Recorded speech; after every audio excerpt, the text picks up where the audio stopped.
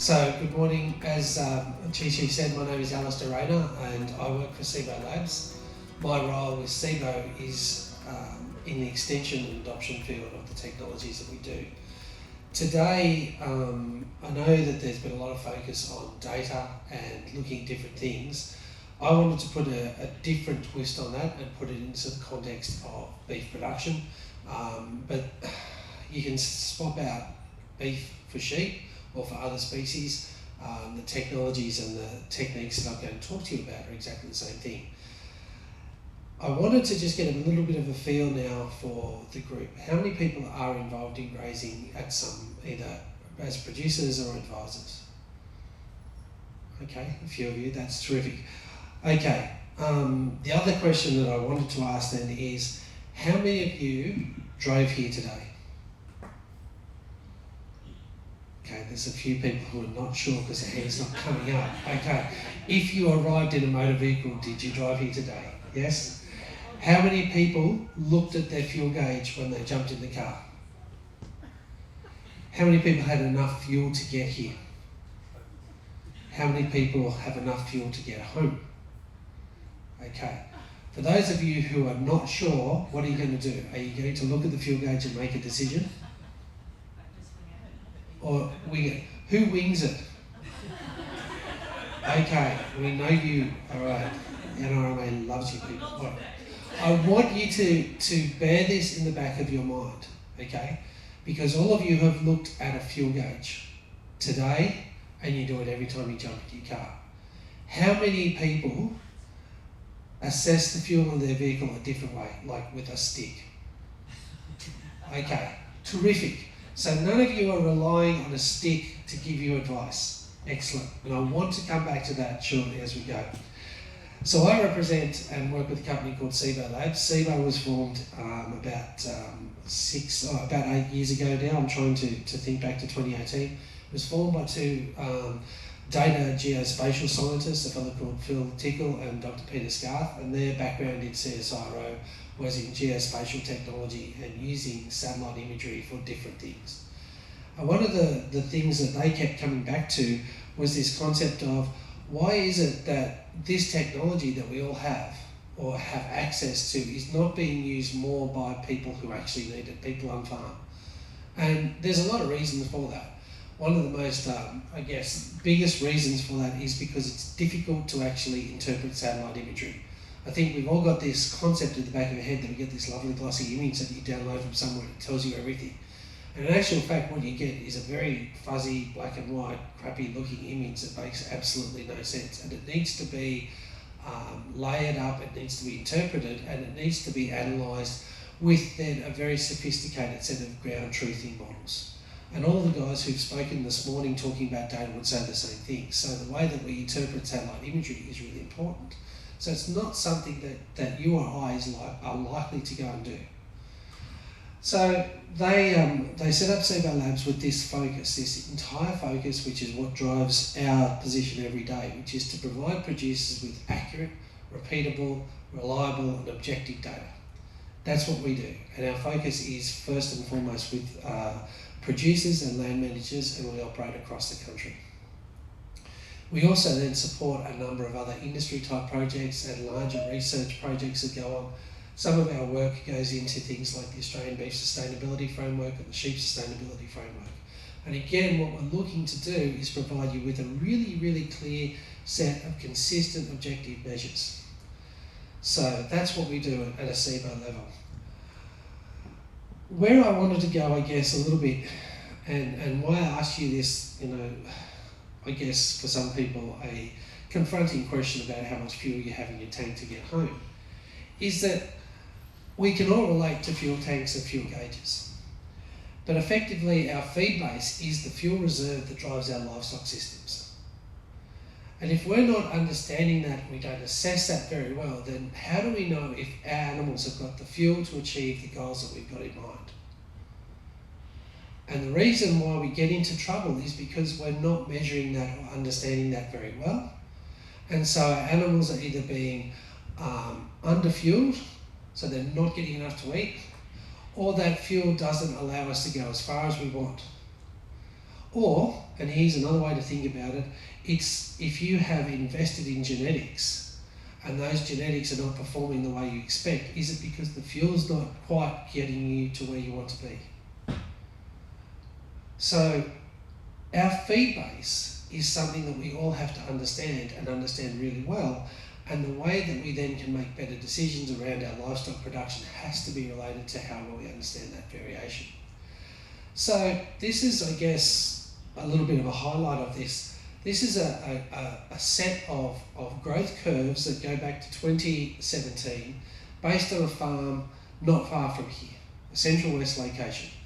And what you'll see is that from year to year to year, the variation is fairly significant. Don't get hung up necessarily on the numbers so much, although this provides you with what we provide, which is total standing dry matter. So it's a measure of all biomass that is above the ground up to a 2 metre height. So excluding shrubs and trees and so on. So it's basically the pasture or the species that you see in front of you. So don't get necessarily hung up on the numbers, but look at this curve. So here's a thing to have in the back of your mind. If you've been a very diligent landscape manager or a livestock manager over many years, you'll have seen, if you've done ProGraze or something like that, you'll have seen pasture growth curves for your area. We've got lots of those. But if you happen to live over at Yeovil and you're using the Central West curves and they were built around Orange, then the variation between Yeovil and Orange is fairly significant. The curves for Dubbo would have been done maybe down at Forbes or up at Coonabarabran and Bolt Freeburn. There's a big variation between those localities. Yes, the curves might look about right, but what we are starting to see is there's huge levels of variation within a farm environment, let alone regionally. And that has implications for how you set the timing up for around your farm in terms of livestock production and so on. And so what we want to try and give you is much more greater confidence in understanding your own individual feed curve and shaping your production system to capitalise that a little bit more. And I guess that's where I get excited, is where can we find our little edge? So we know, and from a more broad perspective, that managing pastures is a really challenging thing to do, because you've got to contest with the extremes in environment. I think the last time I stood up and talked in Dubbo was part of the drought talk and the drought tours we were doing. And you think back to that period in time, all I think we remember is how it was bad. I don't think that anyone quite would remember how much feed they had or what it actually was like during that time. We just remember it was really bad. So we've already lost a little bit of that knowledge of just how extreme it was, but we were trying to manage through that extremity. Our stocking decisions have to become much more flexible. One of the big challenges that I've always grappled with as a livestock advisory officer and as a consultant and so on is that people like simplicity, and that's good, but the simplicity extends far too far. We always run 250 breeders, and they're always in mobs of 50, and that's where they live. And we're pretty fixed in that. You know, the green tag cows can't mix with the red tag cows, can't mix with the blue cows, you can't box them up. Okay, so there's a rigidity about that. Now, if I was in my genetics central hat and talking about genetics, I'd tell you why that was a bad thing. But in reality, what we've got to start thinking about is we need to have some flexibility. And from a livestock management and biomass perspective, we need to adjust our stocking rates to put and take a little bit to reflect both the livestock needs and the pasture conditions. Traditional assessment methods. Who's done ProGraze? Excellent, we've really hit well here on this one, Blakey. Poor Ian Blackwood, one of the developers of ProGraze, is now just going, what have I done for the last 32 years? Okay, has anyone done traditional assessment methods, cutting, weighing, drying, sorting? Okay, a couple of people. That is time consuming, it is dull, it is just one of those jobs you don't like to do. Okay, and the most pressing resource that we have on farms is time. So you look at how you allocate time and you'll decide, no, I don't really have time to go out and cut a transect in that paddock and in that paddock and that paddock, and then come home and dry it in the microwave, and you'll come home and do it and you'll get away with it because it's your microwave. But if your husband comes home and sticks the grass in the microwave and stinks their house out, he'll get in trouble, so he's not going to go and do it. So no one's doing pasture assessments to cut, weigh and dry. That's, yeah, okay, but it's your microwave, Claire, and, you know, and as a good husband, I would say that, you know, we always, you know, accept where we don't touch the microwave and wreck it. Okay, so it's time consuming, but it's also inconsistent. Go back to the drought, okay? Can you remember exactly where you assessed all the places in the drought? Bet you can't. So we've got variation, we've got inconsistency, we've got a time constraint, so our assessments are actually starting to be not as effective.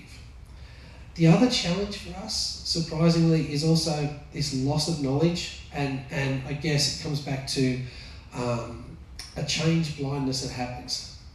So I talk about change blindness, I talked about a lot during the drought. You know, we see our cows every day, our cows are losing condition more and more and more every day, but we wouldn't see it because we see them all every day. That's just normal.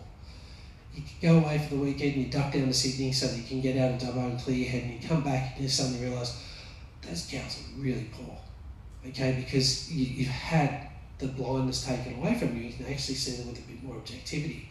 Pastures are the same. If you're seeing your pasture every day as you drive across it or something like that, you're not noticing that species that's less desirable is starting to creep further and further into your paddocks. You're not seeing a composition change, so the biomass levels are changing or anything like that, because it's happening over time.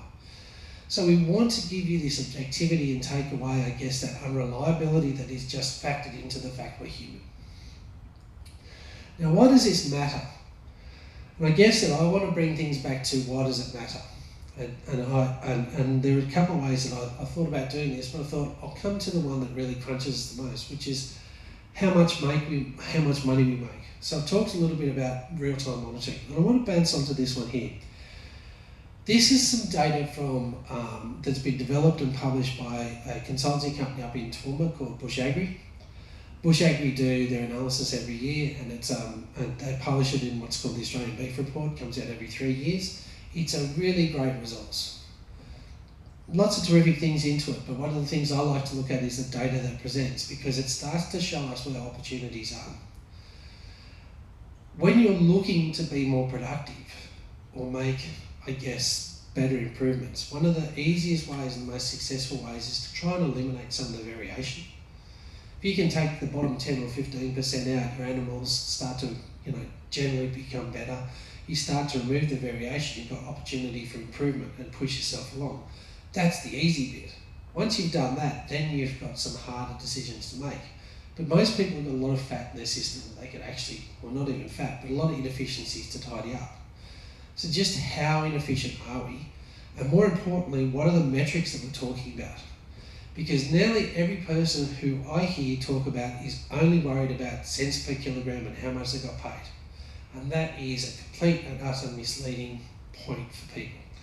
So this is the data that comes out for what they call the southern beef region. So that's southern Australia. So all of New South Wales, Victoria, Tasmania, South Australia, south half of WA. And what we know that the average beef producer over the last 3 years, or going up to when the last report was released in 2023, so we'll get another report next year. So the most recent data says that on average, most people would get across all of the animals they sell. So again, remember that it's not just your steers, it's your cull heifers, your cull cows, the surplus bulls, all those things. Their average income was $3.94. But it cost them $3.62 to make that. Actually cost them money, so the cost of production, how much it cost you to produce a kilo of live weight was $3.62. So their operating margin is 31 cents. So they're profitable. In terms of kilograms of beef per DSE, they produce 14.8 kilos per DSE, and they sell across all those animals on average 432 kilos. Their mortality is 76.3, their fertility is 76.3%. I thought I was talking about a place in the Northern Territory there for a second. No. Their fertility is less than we think. Their mortality in their cow herd's about 2.5%, and they run on average about 6,850 DSE. So that's an average producer in Southern Australia. The top 25, so at the better end, they're getting the same, or effectively 1 cent more per kilo live weight. So they're getting $3.95. It costs them $2.38 to produce that kilo of beef. Now that's the difference. So they're actually operating on a margin of $1.57, And you can start to drive this down to see that they're producing more kilos of beef, 18.7 per DSE. The sale weights are a little bit higher at 506 kilos. The fertility is, significantly higher at 82.6%, and they have slightly less mortality, and they run more DSEs. So there's a few things to take away from that. Fertility is a big driver. Having more animals or more DSEs, or if you like, utilising feed more efficiently, is also a big driver. So let's bring this back to a little bit more personal, because Southern Australia is a big paddock. So in the Central West, the average producer makes $4 a kilo, but it costs them $3.51 to get there. So on average, we've got an operating margin of about 49 cents. Our DSE per kilo, kilos of beef per DSE is at 16. Our sale weight is 515 kilos, our fertility is 73.5, and our mortality is at 1.3. We average about 6,700 DSEs. Okay, that's the average. You can work out where you might fit in that, and I would be surprised because a lot of people will see this data and they go, I don't even have those figures yet. So let's get the figures so we can work out where you fit and then start to think about what to fix. But in the top 25%, there's an interesting little trend here. Their income is slightly less in terms of kilos per live weight. It's $3.95, but their cost of production is still significantly lower. It only costs them $2.91. So their operating margin's $1.04. So already we're starting to see some significance in that. And it's not just reducing costs. Okay, they're spending money, they're using resources effectively. Where we start to see the drivers are we're producing again a little bit more in terms of kilograms of beef per DSE.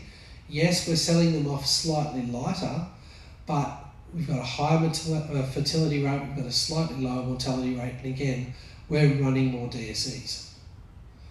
So even though you might be earning slightly less in that dollar per kilo discussion that you want to have down the pub where you want to scot about the colour of your cattle, the reality is that doesn't matter if your cost of production is so great that your operating margin is starting to be eroded away. So we need to think about what are the easy wins in here, and one of those comes back to the feed base. It comes back to this discussion about, are you using the feed that you've grown effectively and efficiently to achieve a high level of fertility, to reduce mortality, and ideally tighten your cow herd up so that your calves are all hitting the ground roughly about the same time, your cows are going to go back in the calf at the same time, that you're actually manipulating your system to work in your favour. So I think there's a huge opportunity for us right now to go home and think about how we might utilise our feed base a little bit more effectively. And the important thing is that you don't have to compromise your feed base or your ground cover to achieve that. The challenge is actually understanding what your resources are and where you play with it to go from. So as I said, we've got a huge amount of variation. In your farm, if you go home and think about your farm right now, there is no same, unless you've got just a straight strip of flat river country and that's all you farm on, then everyone else is going to have a range of terrains, a range of pastures and a range of variation as a result of the soil types and the microclimates that exist. So these two graphs represent two different parts of that farm that I used to generate that earlier graph from. And what you'll see is that basically we've got huge differences in the way our pastures are growing, or our biomass is growing over years in those locations as a result of the soil and the environment and the topography that we've got there and the species that we have. So that means you can't just put everything in a box and just think that you're just going to shift them around, because the boxes are not the same. Some pastures are responding quicker and are actually trending up and providing you with a more rising plane of nutrition. Some are just plateauing out and doing not very much and are going to start to tail away. That has those implications then on what stock go into that location. So you need to be able to look and see where your paddocks are, compare them back to previous experiences that you've had, whether that's actually hitting your targets or not, and then start to make some active decisions before you get crunched. That's the hard thing, because we hit this thing which we call decision inertia, where we're too frightened to make a decision, so we don't make a decision. You keep putting it off because it's going to rain tomorrow, or the market's going to get better tomorrow, or Donald Trump's going to have a heart attack and die and everything's going to go back to the nice way the world used to be. Sorry, did I say that out loud? they're probably listening. So the other way to think about it, and the other thing that you can do is also historically, what have you done and what have you been trying to do with your pasture feed base? So we now have the capacity to go back and look at individual locations and give you an analysis and a summary of what your biomass production has been like over a period of years. This is, again, that same farm that I've been showing you, but looking at all of the data put into, I guess, a couple of interesting ways. Down the bottom is the rainfall events that have been recorded closest to that location. We then have up here our pasture biomass in kilograms of dry matter per hectare that runs across there. The blue line is the total figure, so the TSDM that we might be working on. So people like to work in totals. Okay, so there's the total feed curve. More importantly, and this resets, so this goes from July to July, and you'll see it sharply drop down, and then we start again. So it's the 12-month increments. What we have here along the bottom in the green is our pasture growth that's occurring. And you can see where it's responding to rainfall events that may have occurred, or other events that might have happened, but generally that's a response to rainfall.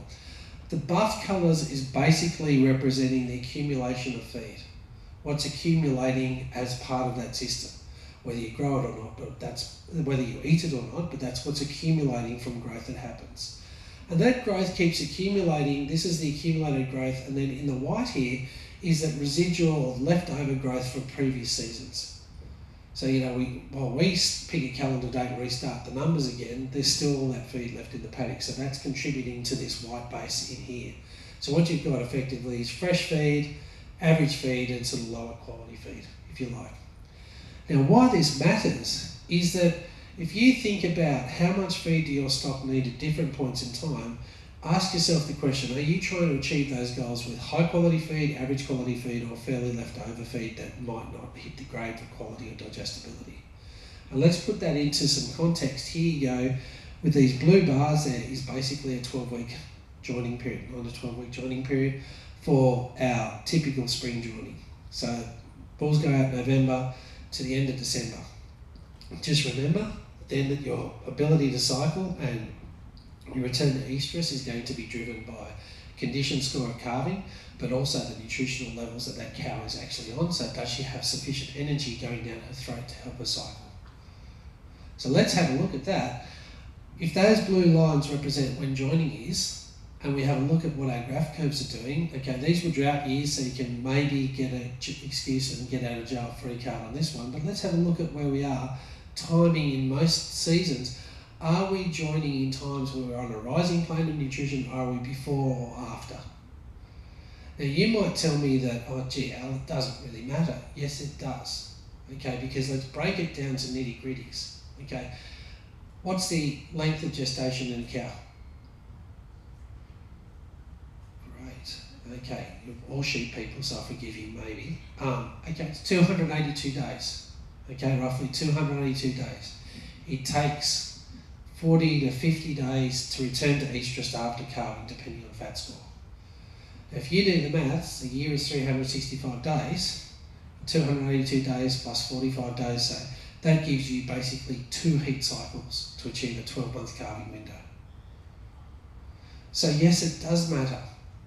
Because if you're starting to miss that first cycle, because those cows were doing it a little bit tough, and let's make it a little bit tough by putting lactation over the top of it, so our energy demands are even greater, those cows are either going to have to start cycling in some way with your assistance. Either you're going to have to come in and think about, do we take calves off at early wean, and that's always what we have to do to give those cows a break, which means you have to change your management system to do a bunch of other things.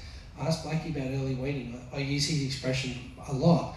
You're basically setting up a kindergarten.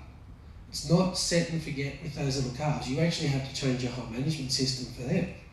So do you do that to get your cows back in calf? Do you have to come in with a supplement to utilise that heap of average feed that's sitting in there, and will that supplement be enough to drive the energy levels up to cause cycling to happen?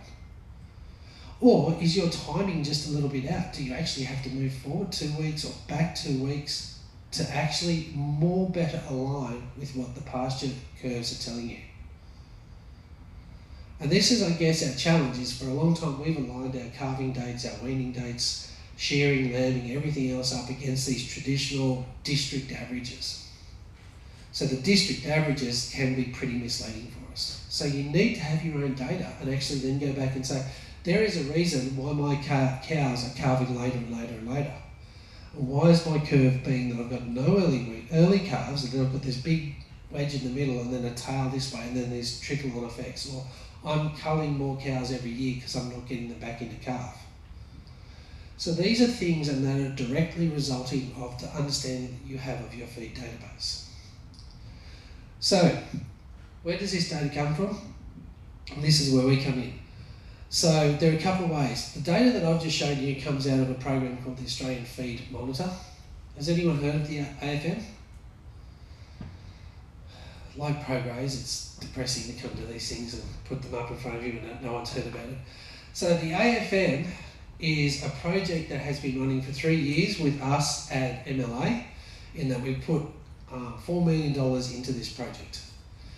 Cibo, when we originally started, developed this program called Pasture Key, and I'll show you what Pasture Key does in a moment. But basically, MLA liked it so much they said, can we provide that type of technology to every producer in the country? The answer is yes, we can. So we have this version called the AFM. What the AFM does is it operates by using the land parcels that you pay rates on to give you a farm boundary. We have a link through the MyMLA portal to your LPA account, so that basically your PIC links up with the location. And then what we then have is a system that basically goes through and uses the satellite data that we update every 5 days with the satellite parcels to develop for you a 30-day rolling average. So those graphs that we showed you, of every hectare within your farm boundary. And we provide to you that data that gives you total standing dry matter. We now give it to you in green standing dry matter, dead standing dry matter, and a thing called fractional cover. Fractional cover is basically, because we haven't quite got to the point where we can give you digestibilities yet, what we're giving to you is what's actually physically and actively growing, what's just slowly starting to slow down its growth as it becomes more mature, to material that's not growing, through to stuff that's starting to decay. So when you look at something that's bright green, you know that you're at high digestibility, high energy, high intake levels, you're kicking goals. You then have a look at your TSDM lab and make sure that you've actually got enough of that to hit your program. So we have that there, and you can use that to develop your own individual feed curves. You can use it to develop a forage budget so that you can actually, for a start, do exactly what you do when you get in the car, which is you turn the gauge on and go, have I got enough to get to Dubbo and back? No, I've got to go and get some fuel at Shell. Okay, that's the same thing. You open it up and you look at the gauge, have I got enough to get my cows to the end of calving? No, I don't. What are my decisions? Pull a calf off, add some supplementary feeds in. What do I actually do to get to the destination? And that's, I think, the challenge that for a lot of us we haven't done. And because we haven't done that, then our fertility levels start to slip a little bit more. We edge back from being in the top 25% to being in that average range where we're struggling to make our cost of production lower and actually make some money. So there are a couple of differences between the AFM and Pasture Key, and Chi-Chi's going to kick me off in a minute, but I'm eating in the smoker, so I'm the only person standing between you and a cup of coffee, so I will be a bit quicker on this one. When you start your AFM account, and you're all going to go home and do that this afternoon, of course, is that you're going to get, and this is the farm I'll be using, the outside boundaries are basically, the blue line on the outside is the outer boundary. All of these within are the land parcels. So this particular property has, don't you hate that? Go forward, go forward, go forward. This particular property has got these little land parcels they pay rates on, this bigger one that cooks in there, and so on. So they're the land parcels that are included within that farm. And what you'll see, the pixelation represents the average in each hectare going across that farm. Now red does not mean dead in this. Red is the red warning light that you get on the fuel gauge when you're supposed to have fueled it up, remember? So you don't want to run out of fuel by running things in the red. Orange is the same, and then it increases till you get to purple, which is over 5,000 kilos. So what you're getting, if you like, is a really quick visual overview of the entire farm and going, gee, I've got a fair bit of feed through there, bit average through the guts, up here's not too bad, and this is looking pretty ordinary. Okay, terrific, that's enough to help you make some decisions. But lots of people now go, gee, I actually want a bit more. Well, if you want a bit more, as in everything with life, you pay for it. But what you get is a higher level of resolution. So now we're on a 10 square metre resolution, which means we give you paddock by paddock data. So you can look at, if you look up the middle here, you'll see that we've got a fair bit of amber and yellows going through there. Let's have a look at what's actually going on in there. Most of that is down through this part here, where we've actually got a fair bit of work that's been chewing up through that part of the country. Now that might be that you've had a heap of cows in there and they've just stayed down there, and you know that that's a little bit of high country they haven't pushed up into. Well, gee, there's enough feed there to make them use it. Do you need to think about maybe a supplement or something up there to make them go up and utilise that feed? Down here, you can see that you've had a heap of cows in there, and they've really chewed that right down, but they've left that strip through there. Well, that happens to be a bit of a creek, you might say, so that's actually not a biomass you want to worry about. It's actually driven by reeds or something like that. Okay. What we're seeing is we've got pretty good utilisation. We can now start to see where our livestock are grazing, but also the variability that exists within paddocks. So now you're going to understand your paddocks better. Where we've made this even cooler is that we can now start to give you a lot of data, so you don't actually have to interpret the maps more so. So in the AFM version, there you go. 1 hectare resolution. That is the sum total of all of the data put together to give you that feed curve from that AFM. So if you just wanted to see where was my farm sitting now or tracking now, what you would say is that we're sitting on average about 2,200 kilos of TSTM, total standing dry matter, across the whole farm. If you want to do a really rough pasture budget, you could say 2,200 times by 1,000 gives me a feed on offer of this. I have X number of DSEs eating this today. This is how long my entire farm will last for. Back of the envelope stuff really quick. That's a lot better than ringing me and Blackie up when we used to do those sorts of calls saying, Al, I think I'm running out of feed. And I'd say, how much feed do you have? I've got a bit. Well, how much is a bit? Oh, I don't know. Is it short? Is it long? You know, I've got 10 minutes to work out how much feed you've got before I give you advice. Now you're going to look at that and go, okay, this is where I am. More importantly with this graph, not so much I said about the numbers, but look at the curves. Okay, if that curve was starting to angle down or suddenly change, and it was reflecting, say, one of the really bad years on history, you would go, okay, 6 years ago when this turned to custard, I actually left cows on the property for too long.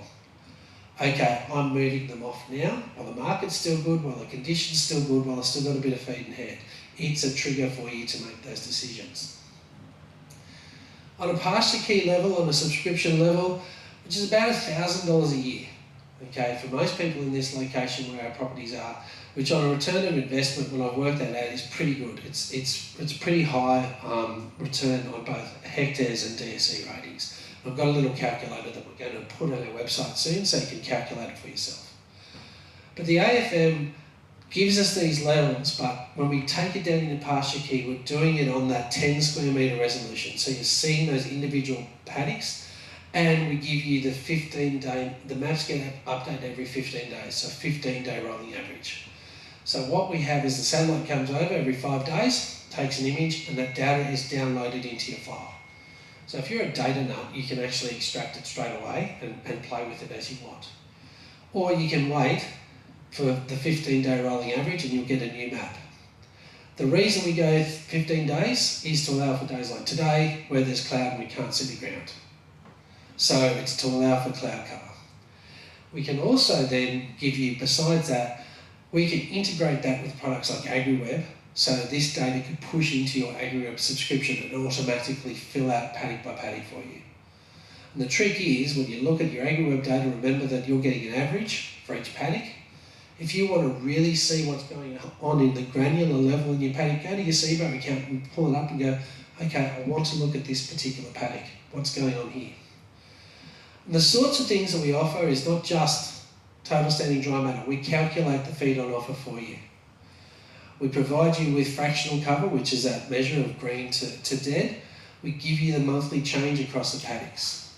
We are just about to launch a new version of Pasture Key, which has been upgraded so that if you're an AFM user and you haven't got Pasture Key, you can click Get Pasture Key and you'll just do your own mapping. So you can quickly put your own paddocks in, hit go and have a 30-day trial where you'll actually get the data pumping in. So you'll have the benefit of that. Where I'm most excited, and I think that's pretty cool, but I've actually got a feed budget calculator built into it now.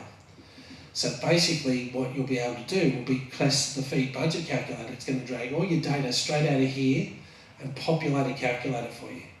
And all you're going to have to do is go, okay, in this triangle paddock, I've got 45 cows. They weigh 480 kilos, and the calculator will tell you what they're going to eat, how much you'll be using per day, and how long that paddock will last those 45 cows. How cool is that? No.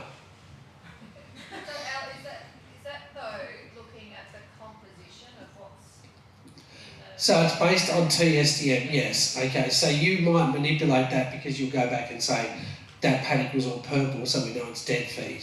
Okay, so your intakes might be a little bit less. But if that was all dead feed, you'd say, well, I'm in there with cottonseed meal, which are going to be lifting my intake back up. So it's a trade-off in that.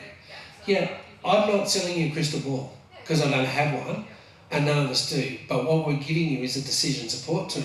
So you can actually go, okay, I think it's 45, well the calculator says 45 days, but they're actually not quite eating that much. So it's going to give you that capacity to make those decisions ahead of time. We have to realise this is a decision support tool, and so you need to go out and say, okay, the data says this, but I'm going to go out and check it against what I actually see. Because 3,000 kilos of red grass is very different to 3,000 kilos of lucerne. And as a satellite system, we can't tell you the difference. So you have to look at that and go that way, and you have to understand utilisation. When I was in the Kimberley 2 weeks ago talking to a pastoral company up there, there is a big difference between their country down on the flats inland of Broome to that country at the back of the Gibb River Road. They might still have 5,000 kilos each, but they're very different environments. So you have to understand and go out there. What I'm trying to say to you perhaps is that here is a way to save you a bit of time. Okay, and a more effective way of doing it than the way that we might used to have been, which is we drive across looking at our paddocks out the window of the Land Cruiser, and so our assessment is a 30-metre bubble around the Land Cruiser. It's not the entire paddock, and our assessments then are not going to be skewed by the stick that we use. So just as we use our fuel gauge, and we still make some refinement decisions, and I guess to take Claire's analogy a little bit further, the way that you put it back into a fuel tank system, you know that your vehicle uses fuel a little bit differently to everyone else's. Your gauge is always a little bit under, a little bit over, so you have your ground truthing as a result. So the last thing before I get dragged away is that we can also start to give you a lot of data that might be valuable for you in terms of, I guess, your carbon story that you're working towards, your ground truthing, your ground cover story that you're working towards, maybe some of these other things that are important for you for different projects, or even just to help you with that personal direction that you're going, where you want to say, I am running my property in a sustainable way, I'm producing livestock in a sustainable way, and here's the proof. So here's the sorts of things that we've got. Here's a ground cover report that's based on, the blue line is the actual property, but what we've got is the benchmarks from 20 kilometres around that. So we've taken, if you like, out the management, the environmental effects on that farm. So we've put it in within a larger environmental context. And so we can basically say, how is my management system actually impacting ground cover across this farm? And what we can see is that, except for some of the drought years where everyone struggled, but even in the drought years, we continue to be well up above the thresholds for ground management. So we can actually say my management techniques are really working and I'm preserving my ground cover well above district average. So there's lots of ways to prove what you do. I know it's smoko now, so I'm happy to hold off questions later on, but if you're interested in a little bit more, you can contact us at cibolabs.com.au. There's a lot of free stuff on there, so there's the national comparisons that get updated every 5 days if you want to compare what's happening nationally across the country. We write out our fortnightly updates on the season around on fractional cover, ground cover, green and dead, and then you'll be able to not only have your own AFM, so your farm level, but start of next month you can actually upgrade yourself to pasture key and start to have that paddock by paddock level to start making better on farm decisions. So that's about where I'm happy to leave it. Thanks, Judy.